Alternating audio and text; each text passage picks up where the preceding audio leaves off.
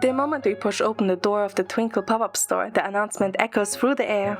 As acting managers, Caleb and I need to do a simple inspection of the store before opening day and get a sneak peek at the pop-up's main attractions. Walking up to the holographic screen, I see a variety of adorable plushie icons displayed.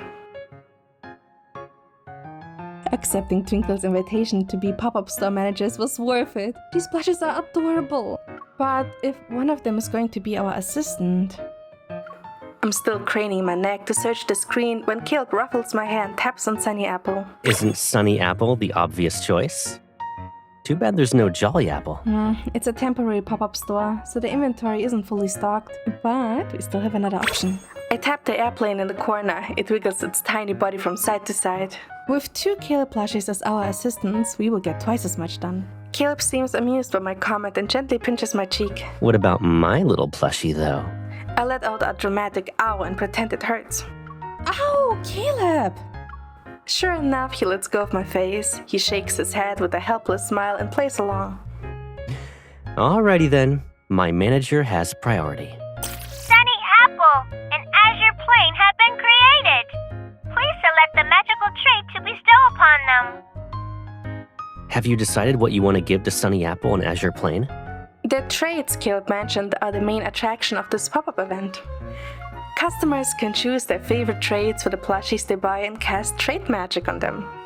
Once the system confirms their traits, it generates plushie holograms with matching personalities to keep them company. Intelligent, cooking master, workout enthusiast. They all suit you so well, but why can we only pick 2? I want to pick more and see what a well-rounded Caleb plushie would be like. You really thought this through, huh? Caleb playfully nudges 2 fingers against the corner of my mouth, pushing up into a smile. The real, well-rounded Caleb is already next to you. Maybe picking 1 or 2 traits will be a little more interesting. You're right. I should choose carefully. We still have time before the store opens, and there's a lot of work we gotta do. You'll be fine in terms of figuring out what kind of Caleb plushie you want.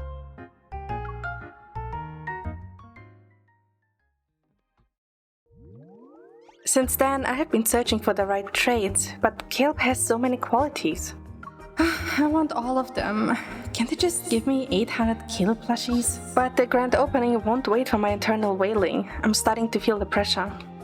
One day, Caleb leads me to a small room while we are checking the warehouse inventory.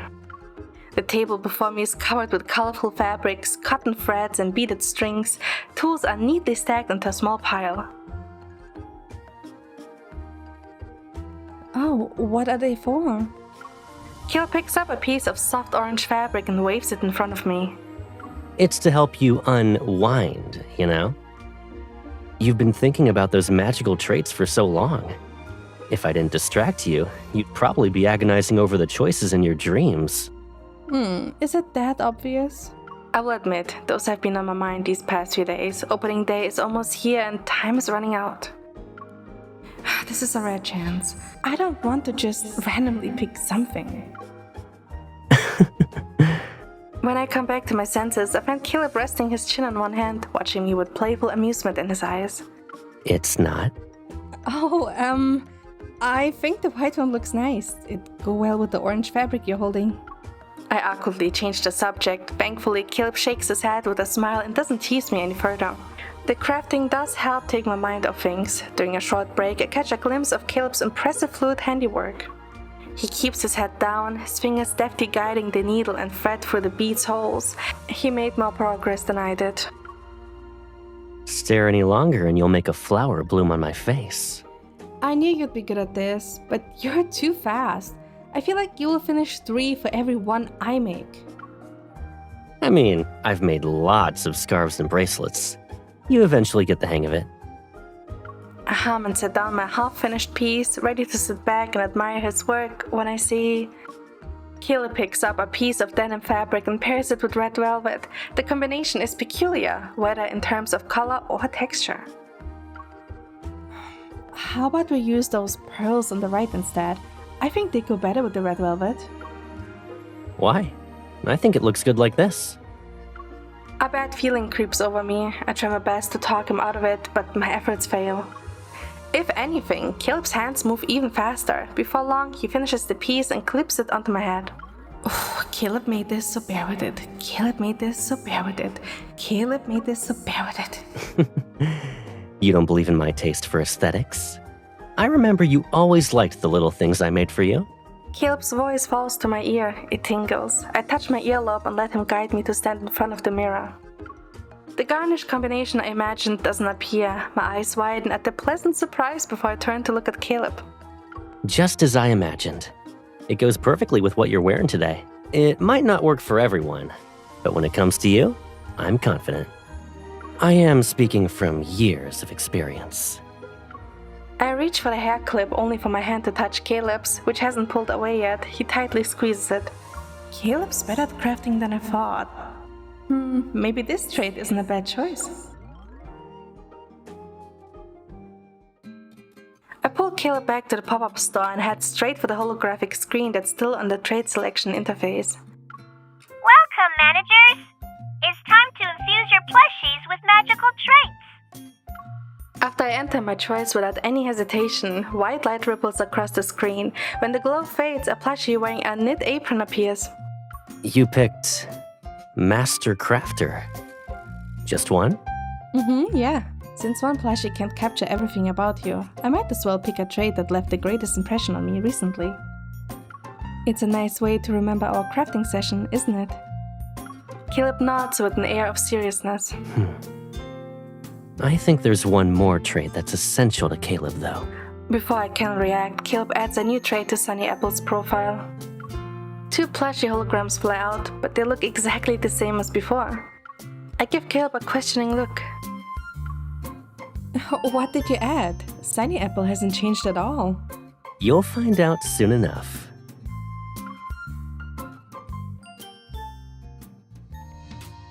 The pop-up store officially opens. It's packed with a long line winding out the door.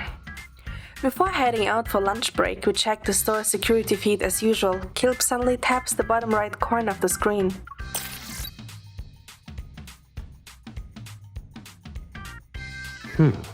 Something's off with these customers' expressions.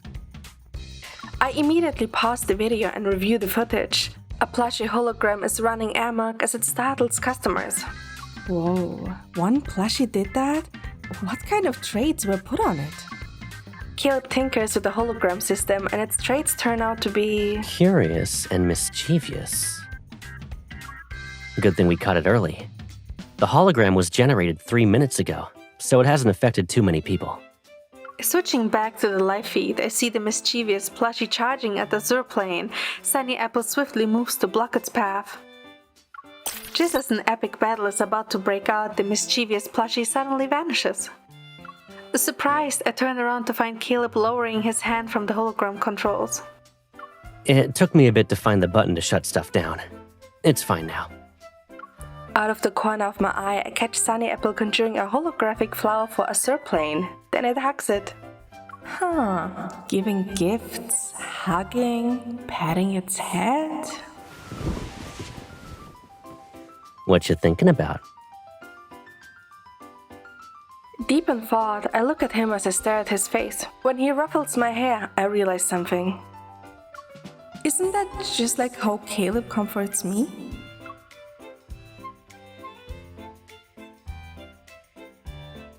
The interlude passes without any fanfare. Based on what I discovered, I come up with a few plausible theories, but... Close, but no cigar. If it's not protective, maybe attentive?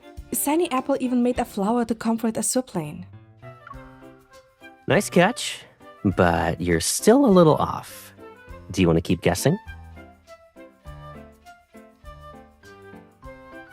Caleb successfully sparks my competitive spirit. I rack my brain and list several adjectives, but his responses don't really help. You pinned all those adjectives on me in your head, huh? I'm mad.